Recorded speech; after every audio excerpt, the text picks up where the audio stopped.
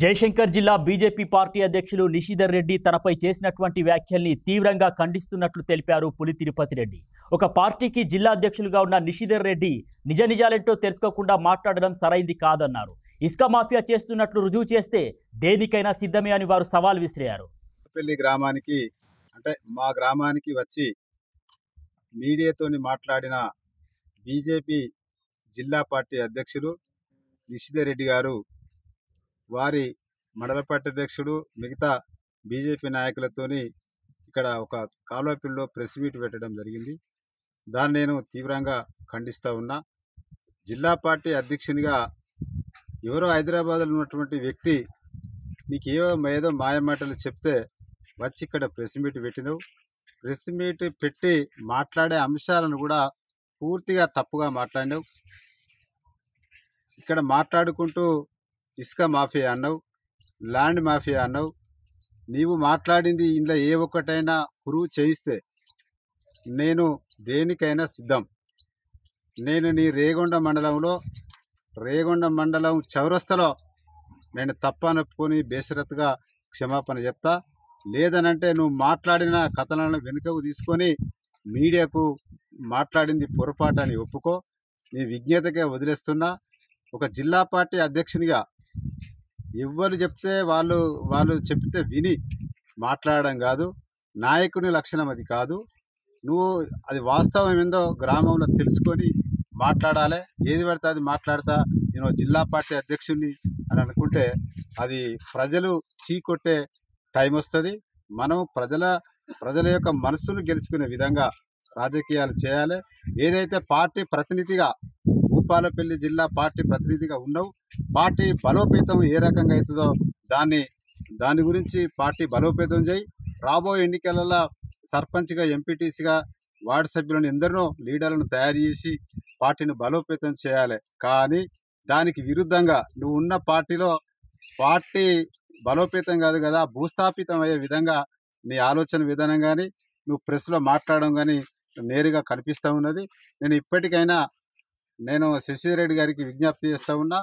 ఇక ముందు ఎప్పుడైనా ఏ కార్యకర్త పిలిచినా అసలు విషయం తెలుసుకొని మాట్లాడు. సమాజానికి నిజం మాట్లాడి సమాజానికి ఈ యొక్క నిజాలు చెప్పవలసిన బాధ్యత మన సమాజ లీడర్ల పైన కానీ ఉంది. అదేవిధంగా గ్రామస్తులు మాట్లాడారు.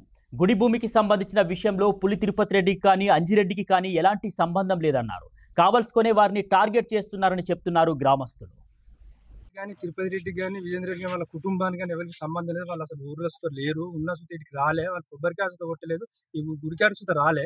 వాళ్ళను కావాలని వాళ్ళ పేర్లు తీసుకొని వాళ్ళే చెప్తారు.